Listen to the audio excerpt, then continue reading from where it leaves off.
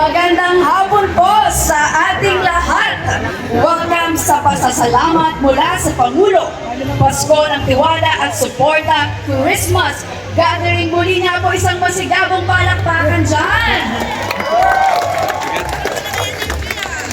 Para opisyal po na simulan ang ating programa, hinihiling ko po na tayo magsitayo muna para sa isang sandali ng panalangin.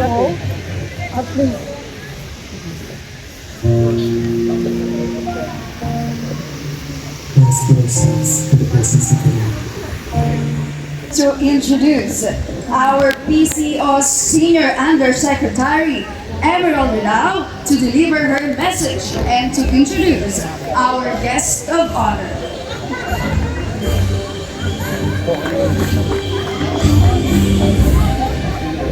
Maraming salamat na Meiji at magandang hapon po sa inyong lahat. Hindi ko na po ito patatagalin. Ikinagagala ko po na tawagin sa ating entablado ngayong hapon ating minamahal na Presidente, President Ferdinand R. Marcos Jr.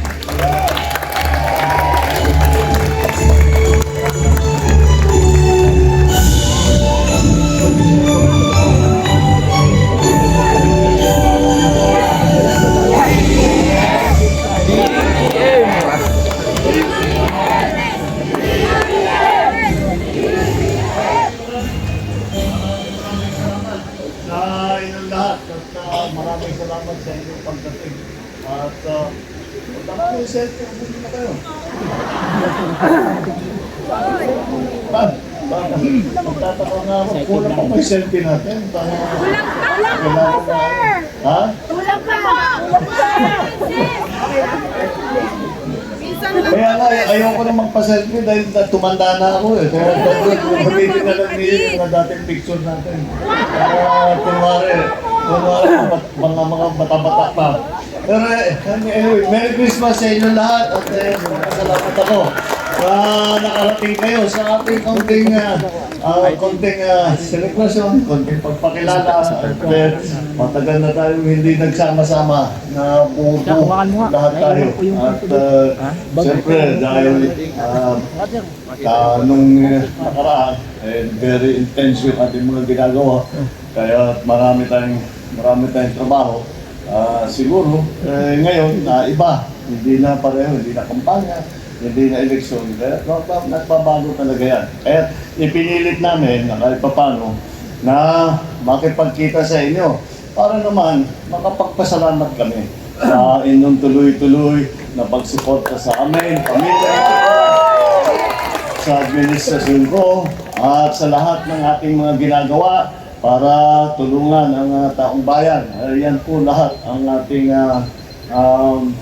yan lang naman ang ating layunin na makatulong. At kaya naman tayo nagkaisa, kaya naman tayo ay nagsama-sama dahil pareho ang ating lahat ng ating mga pinag-iisip kung paano pagandahin ng Pilipinas, kung paano pagandahin ang buhay ng bawat Pilipino. Yan ang ating isinigaw noong kampanya. Yan ang ating lagi hanggang ngayon na naghahanap ng mga bagong pamamaraan. Kaya naman, kaya naging matibay ang ating pinagsamahan. Dahil hindi lamang dahil tayo magkakaibigan, kung hindi tayo ay sama-samang may isang paniniwala. At yan yung nagkakaisa, at sa pagkakaisa na yan, ay pagagandahin natin ang Pilipinas, pagagandahin natin ang buhay at ang mga pag-asa at mga kinabukasan ng ating mga minamahal na kababayan. Kaya kahit yan ngayon ang ating ginagawa, nandito na po tayo sa Malacanang at kailangan natin yun, dapat mapadalas kayo mapunta rito.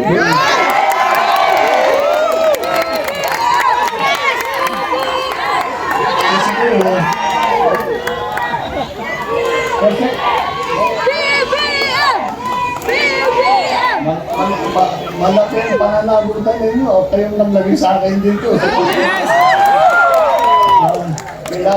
Kailangan nandito kayo para tulungan ninyo ako. Mahirap ka na kayo.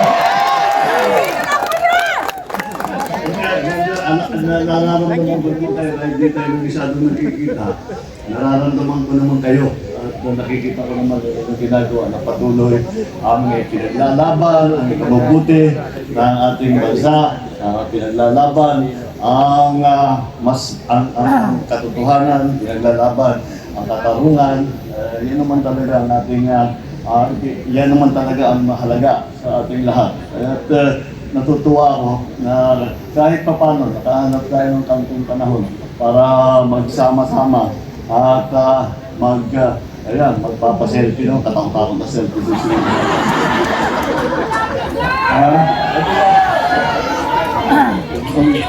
Buti na lang, magpa-makeup ako ng makapal. Anyway, andito rin si Lisa. Sabi na, kailangan na sabi na, hindi naman daw kayo nakikita. Kung hindi na nga dun sa social media, kung hindi naman sa mga iba't ibang media, sabi na dapat sumama siya. Namilit siya sumama para sabi na, makita ko naman, makilala ko naman itong tumutulong sa atin. Kaya First Lady Lisa Araneta Marcos. Anyway, yun lang. Ako ay kagaya ng sabi ko, ito naman, parang salo-salo lamang para konting selebrasyon dahil Pasko na. Nakita niyo naman itong palasyo.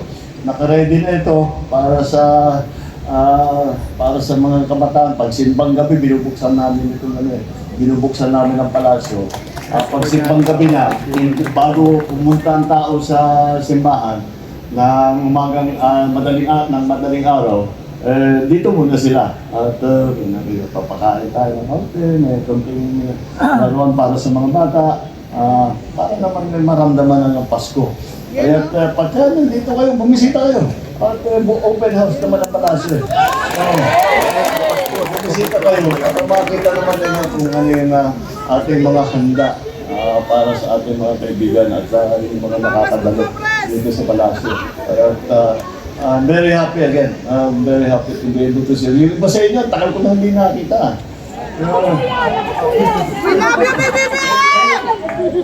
Ako lang yung tumanda sa atin eh. Kayo hindi tumatanda, ako lang yung tumanda eh. I love you! Laging may sipon, laging may laging may karamdaman. Pero kayo mga healthy, lalakas ng mga katawan nyo. Mabuti na lang. At nandiyan kayo para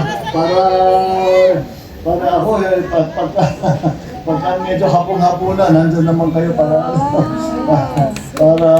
kayo ang papatuloy ng ating mga ginagawa.